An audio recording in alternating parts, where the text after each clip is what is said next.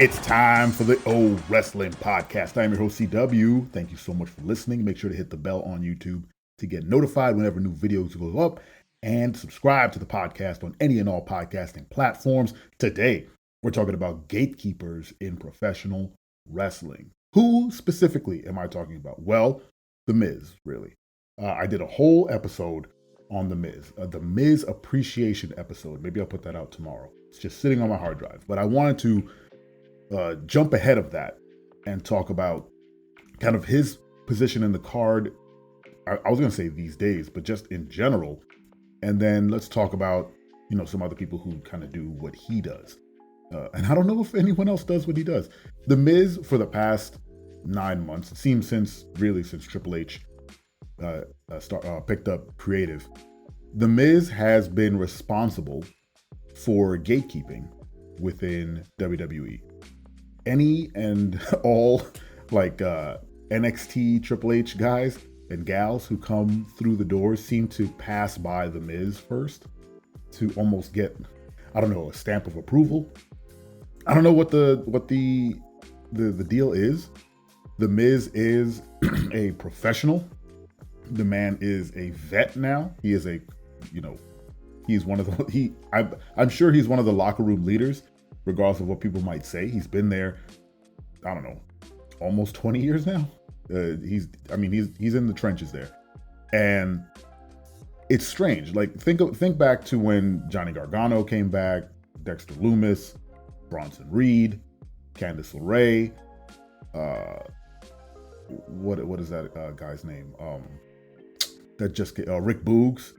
Like, all these people, well, Rick Boogs is not new, but he's returning from a very lengthy hiatus from injury, and all these people passed through The Miz. I threw in Candice LeRae because she's, attached to Johnny Gargano, and their whole Gargano, Lumis, Miz sort of dust up had her sort of on the outset, like she was kind of on the outside looking in.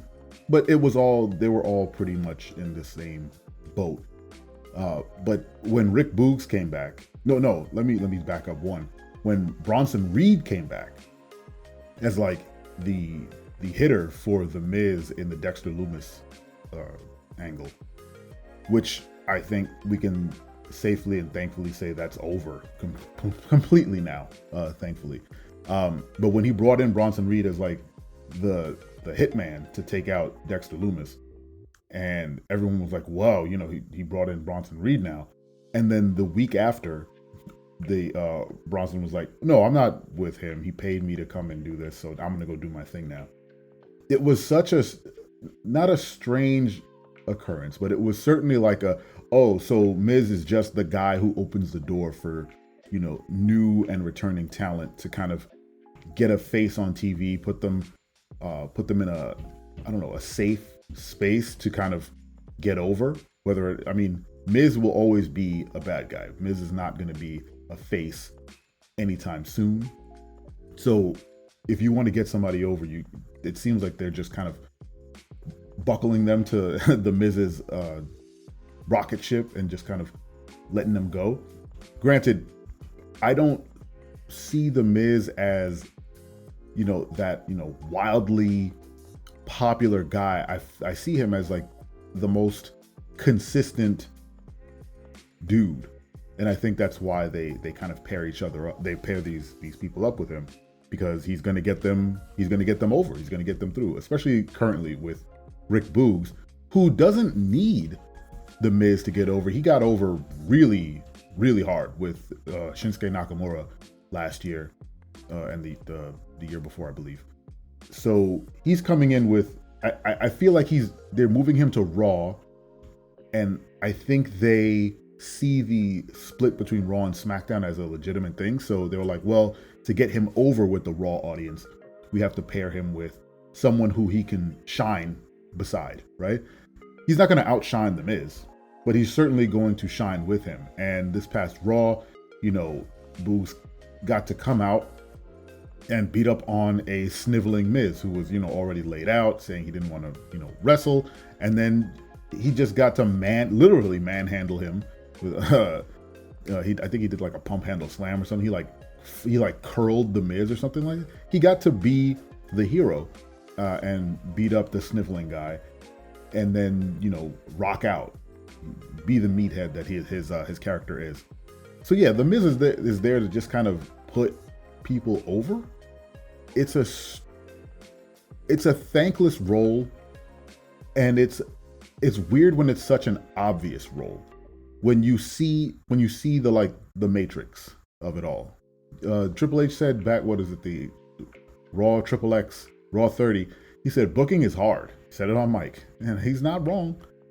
There's only so many people you can use to kind of get over other people. And I said this on yesterday's episode. If we're in a position now where they are clearly defining like these, 5 people are jobbers, and these are, I hope they don't use that term backstage, and no disrespect to anyone. I'm just using terminology. These people are there to kind of gatekeep and put people over, like The Miz, Baron Corbin, Mustafa Ali. I wouldn't even put Miz in there because Miz doesn't always lose. He wins sometimes. He won against Dexter Lumis. He cheated, but that's his gig, right? He's supposed to be the heel. So I've put the Miz a step above those guys because he still wins like WWE championships. So I can't even call him a jobber. He is legitimately on like a platform all his own, which I hope he respects and embraces, just so that he can have more fun with it. If he's like, yeah, I'll be that guy, and every once in a while they'll, chuck the WWE title on me for a week and a half before I do my job for someone else, that's awesome. You get rewarded like that. I think that's kind of what they do. They're like, here, you have like a year and a half worth of, putting over these new talent, or, getting over this old talent, or, getting Seth Rollins over, whatever the case may be. And then we'll just strap the belt to you for a while. And then, you'll do the job again, but you'll just rack up those wins and get that pedigree. But yeah, if we're in that current state of pro wrestling in WWE where, yes, we are currently defining who is just going to take L's, and then who is, kind of in the middle where they're not 50-50, but they are certainly putting over other people, new people who are coming in to kind of flesh out the roster. And then there are the top personalities. And I think I mentioned before, yesterday, chatting with Dad's First Time, shout out Dad's First Time, twitch.tv/Dad's First Time. It's an old school mentality when you have that clear definition of like local talent and, people way down the card who are there to boost the win record of the people at the top. And then there's like the middle ground where they're like battling for the titles, like the Intercontinental title, back in the day, European title, all that stuff. And then there are the top guys and gals who are, always in the championship picture. It's harder these days to have that clear definition because everybody has fans. Everyone's a superstar. That's their whole shtick. There are no more like quote unquote jobbers, but it feels like they're kind of getting back to that a little bit with some people, I would say, some people. And now that, and I mentioned this yesterday too, now that, someone, the team like Alpha Academy, who is a fantastic team and who take way too many L's for how good they are, and the Maximum Male Models, who take a whole bunch of L's for I don't know how good they are. They never win, so I wouldn't know. But they're pairing them up for like this comedy angle, I think. And hopefully Alpha Academy gets to take a step above those guys and get over a little bit with the Maximum Male Models, because they have, outside of their, their online vignettes, I don't see them doing crazy stuff. Anyway, what do you guys think of The Miz gatekeeping, and who else is a gatekeeper in WWE or any other professional wrestling faction? Let me know. Get in the comments.